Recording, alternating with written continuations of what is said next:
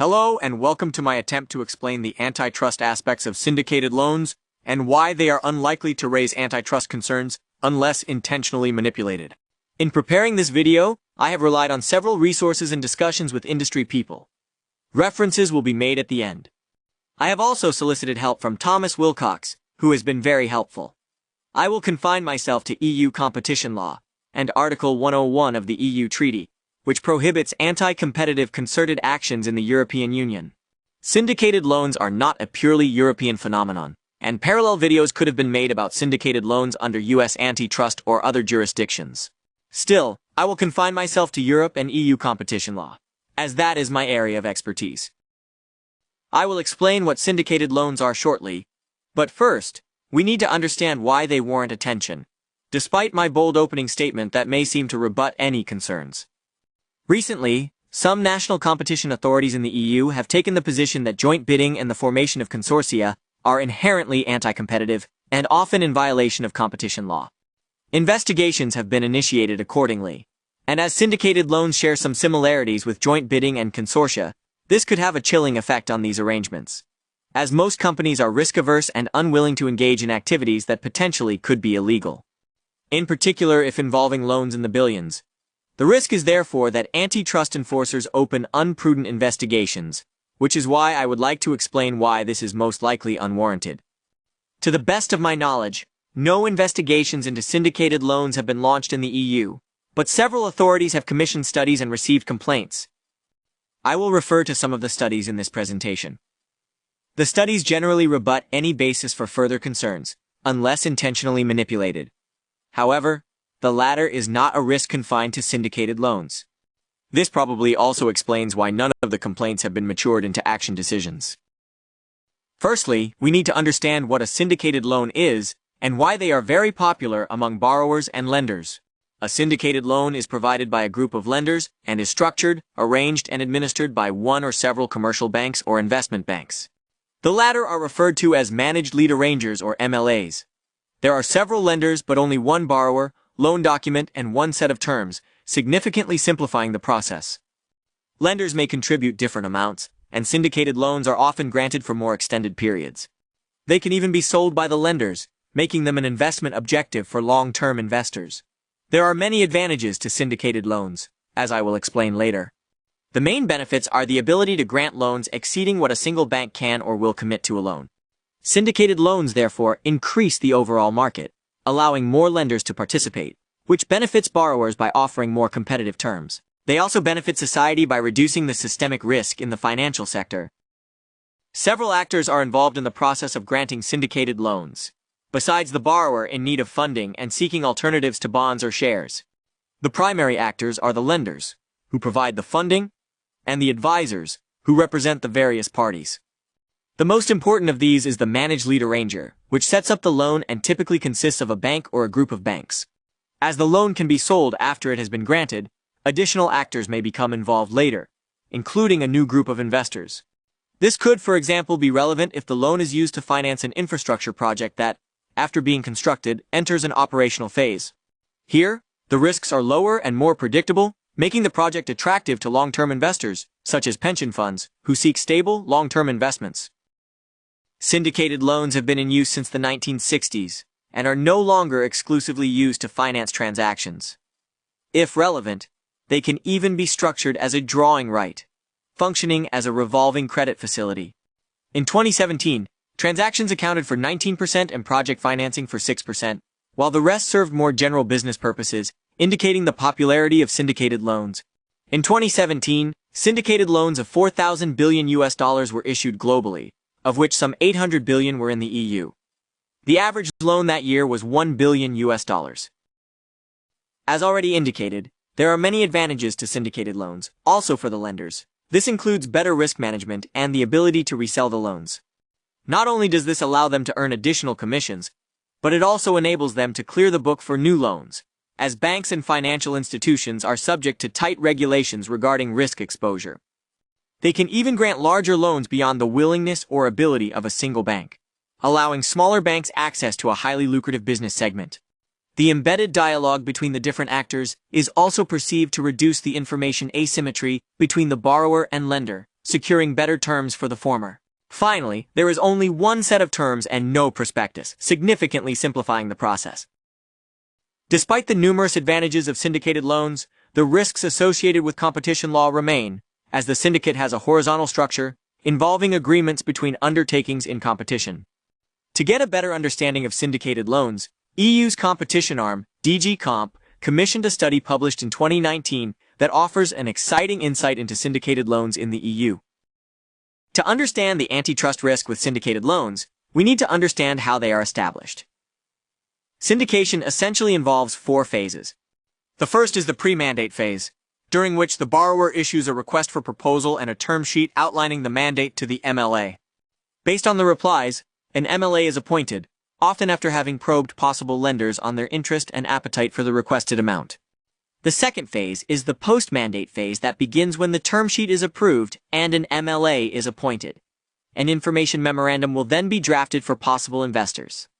Once these have been identified, syndication occurs. After syndication, the post-contract phase starts. Here, additional lenders might be admitted, or the loan could be sold, typically to long-term investors, such as pension funds. The final phase is the repayment phase, where the loan is in operation and being repaid. This phase would also include governing mechanisms designed to secure the lender's interests, usually in the form of negative pledges on what the lender cannot do. The repayment phase might also involve refinancing following default or completion of any underlying infrastructure project. The latter would usually be regulated and specified in the original loan documents. The process leading forward to the granting of a syndicated loan involves, as already indicated, a handful of actors, of which several must be assumed to be competitors. They might not be direct competitors, but competition law rests on a relatively broad concept of a competitor, accepting undertakings as competitors if they could theoretically enter the same market. Based on the literature and DG Comp's study, the most plausible theories of harm would involve that advisors or lenders collude when responding to a request for proposal or information memorandum, potentially agreeing to exclude third parties and reserving a lucrative activity for themselves. The exchange of internal and sensitive information, uniform prices and terms. However, in this case, it is not the syndicate that restricts competition, but rather specific elements within the process. The MLA or lender ties the loan to accessory services, such as subsequent administration, later refinancing, or other bank services.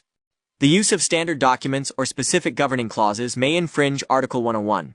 However, I have insufficient information to substantiate this, and we will not consider it at this time. If advisors or lenders collude when responding to a request for proposal or information memorandum, this would be akin to manipulation and potentially infringe on antitrust laws. However, it would also infringe on security rules and regulations, and these would often be more effective in policing against manipulation.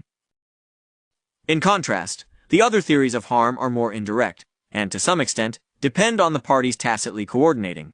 This may not infringe other security rules and regulations, making it relevant to consider whether competition law can be relied upon. As already indicated, the fiduciary obligations of the parties and the general security rules and regulations will address direct manipulation. Moreover, the actual syndication process is primarily technical, limiting the horizontal elements, as the loan is legally not a joint one, but rather several parallel loans.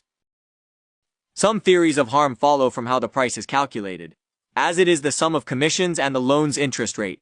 The interest rate is typically a markup on a leading index, reflecting risks and terms, while the supplement, also known as a spread or flex, allows for adjustment up or down to attract lenders. The price becomes final in the post-mandate phase, making it relevant to check the appetite before an aspiring MLA replies to a request for proposal and submits a tender. Manipulation or tacit coordination between participants on one or more of these aspects can inflate the loan's price. We will only briefly look at the manipulation risk today, but return to the matter in a later video. The risk of falling victim to market manipulation persists. But this is unrelated to syndicated loans, and there is no indication that it is more prevalent in this context. Often, several banks form a consortium and bid for the opportunity to be appointed to MLA. This will reduce the number of competing bids. Banks will also discuss the request for proposal and reach out to potential lenders to determine interest rates, as this will be reflected in the bid. In particular, if the MLA must guarantee the loan, as the MLA mandate might include that the MLA must guarantee the requested sum. Banks might also be active as both MLAs and lenders, and as MLAs have an interest in who is appointed as lender. either preferring itself or selected partners. Potential and expectation of seeing the favor returned when they are appointed as MLA.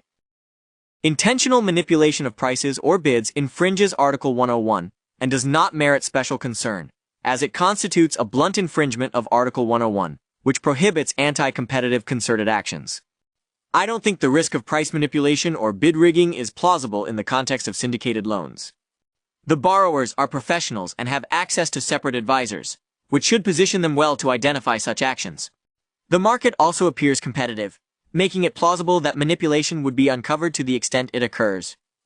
On the other hand, some years ago, we had the LIBOR cartel, in which interest rates were manipulated in defiance of competition law, and very severe fines were imposed by DG Comp. Therefore, the risk is real and should never be ignored. Today, we will not discuss intentional price or bid manipulation that infringes Article 101, but assume that the borrowers will spot it. We will address this matter in a separate video later. The focus of today will be syndicated loans as an indirect cartel, where borrowers and their advisors are unable to identify inflated prices. However, as already indicated, we will ultimately rebut this risk as plausible. If we return to possible theories of harm associated with syndicated loans, we previously identified 4, and a risk that these infringed upon Article 101, which prohibits anti-competitive concerted actions. One of these was the use of standard documents and governing clauses. As this is challenging to qualify without further information, we will not investigate this further. Neither will we look at manipulation. I will not delve into the details of EU competition law, but only offer a very brief overview, including how agreements can be explicit or tacit, and infringe upon Article 101 by either object or effect. A tacit agreement is established when parties are indirectly led to synchronize their commercial actions, for example, through the exchange of sensitive information, or if an unspoken understanding emerges. An agreement is anti-competitive by object when it serves no legitimate purpose, and can only be seen as an attempt to restrict competition. In U.S. antitrust, this would be akin to a per se infringement. However, it should be noted that U.S. antitrust differs by holding a predefined list of per se infringements. In contrast, object restriction under EU competition law can be anything that is likely to be anti-competitive, if the anti-competitive effect is sufficiently material and obvious. EU competition law also includes restrictions that are anti-competitive by effect, but this would require substantial analysis and pro and con considerations. Forming a syndicate involves several horizontal understandings. The MLA will often not be a single bank, but rather a consortium formed based on preference, experience, or sector knowledge. The MLA will bring together the borrowers and pledge them to a single set of terms and prices. The MLA members will allocate the task of contacting potential borrowers among themselves. These actions could be seen as market sharing or price agreement infringements under Article 101 by object or effect. The first theory of harm we need to discuss is syndicated loans as an object restriction. We don't have an operative definition of object infringement, except that it should be used restrictively and reserved for agreements serving no legitimate commercial purpose. Syndicated loans do not fit easily into this category. Syndicated loans also resemble co-insurance, which, until 2017, was covered by a special block exemption that outlined their inherent pro-competitive nature and granted exemption from Article 101 for any gray area clauses. This suggests that, regardless of whether price coordination is involved, syndicated loans should not be viewed as inherently anti-competitive, and, by extension, they fall short of an object restriction. An arrangement that does not qualify as an object restriction can still be anti-competitive by effect. This serves as a catch-all provision, but only if enforcers can substantiate an anti-competitive material impact. A restriction by effect could arise if MLA members tacitly collude when responding to the request for proposal or the information memorandum. However, this risk depends on the bank's ability to act in coordination and control the distribution of subsequent tasks. If the borrower fully or partially controls the process, this should significantly reduce the risk, presuming it is real in the first place.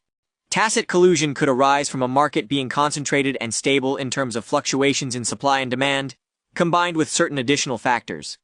DG Comp's study indicated limited concentrations and how most banks only interacted once, suggesting tacit collusion as implausible. The study even established how the borrower would usually invite 4 to 5 banks to submit bids, keeping the process competitive. The second theory of harm we need to discuss is syndicated loans as a facilitator of tacit collusion through embedded information exchange. A syndicated loan does not involve more information than a standard loan, Still, the parties differ as the banks will discuss the request for proposal, signaling a possible minimum price and how tasks could be distributed among them. This could have anti-competitive effects. In particular, if the banks meet regularly across different loan arrangements and develop an understanding of who does what, and how favors must be reciprocated. The anti-competitive effects could also arise from informal probing among potential lenders about their appetite for the loan, as this would involve confidential, internal information that is not typically freely shared. Case law has suggested certain factors as indicative of tacit collusion, including highly concentrated markets and the exchange of sensitive internal information about prices or costs. Theory and case law would require the parties to hold market power, typically significantly above a 15% market share. Moreover, they must interact on a regular basis for tacit collusion to emerge. The idea is that parties operating in such a market will gradually understand the benefits of uniforming the commercial behavior, tacitly, and without an explicit understanding. Eventually, they might replace competition with a mutual but tacit cooperation that does not constitute an agreement under competition law. DG Comp's study indicates limited concentrations in the national EU markets for syndicated loans and limited contact between banks. The study even uncovered how the parties took active steps to limit the free circulation of information, for example, by signing NDAs. Against this, the risk of tacit collusion appears implausible. The third theory of harm we need to discuss is syndicated loans as a facilitator of an anti-competitive tying, where services are bundled, either excluding a third party that could have supplied one of these, or forcing the borrower to accept services they are uninterested in. Implicit in a syndicated loan, several ancillary services can be identified that might be tied by the MLA or the lenders. This could include loan management, including refinancing, either pre-agreed or in the case of default. It must be assumed that the risk is real, as DG Comp's study established how syndicated loans often come bundled with additional services, although this was rarely a direct requirement. Tying can infringe Article 101 if the supplier has market power in the primary product, if there are barriers to entry, and no buying power that can counter this. Market power must be assessed on a case-by-case basis, but typically requires market shares significantly above 30%, and if the shares are below 15%, it can be rebutted as impossible. The DG Comp study took a precautionary approach, working on the assumption that the markets were national. This is implausible, as the markets must be assumed to be EU-wide, if not global, and thus much broader. However, against this narrow market segmentation, market shares were low in most EU countries. Except for Poland and Germany, the leading banks had market shares below 15%, and except for Spain, no respondent expressed concerns about tying. A potential concern raised in the study pertained to refinancing, particularly involuntary refinancing, in which the borrower is in financial difficulty and has an urgent need for refinancing. However, the loan is in distress, and it is hardly surprising that the lenders show some inflexibility when presenting terms. So, in conclusion, excluding the risk of intentional market manipulation, there is no reason to see syndicated loans as warranting concern under Article 101. The market is fragmented and competitive, with parties actively seeking to mitigate most risks. The same conclusion emerges from the national investigations into the matter, as the competition authorities in Spain, the UK, and the Netherlands have considered whether syndicated loans warrant concerns. There might be a problem with refinancing. However, the loan is in distress, and it is easy to understand why the borrower might issue hard instructions. The real risks with syndicated loans are more that some national enforcers will see an object restriction and follow down the approach applied to joint tending and bidding consortia. I hope this video has explained why that would be a mistake unless actual market studies suggest a basis for concerns. So far, I have not seen any such. If you would like to learn more, I recommend this excellent paper. It's available on SSRN. Here you will also find the cases and resources I have relied upon in preparing this presentation. Here I have listed the cases that I refer to and selected literature. Both are also mentioned in the paper I have already recommended. Moreover, a great thanks to Thomas Wilcox for helping prepare the video. And feel free to reach out with comments or suggestions. I'm in particular interested in learning more about possible ways to manipulate syndicated loans. Not that I have any ambitions to engage in this, but I would like to consider whether this would constitute an antitrust infringement and, if relevant, compose a separate video.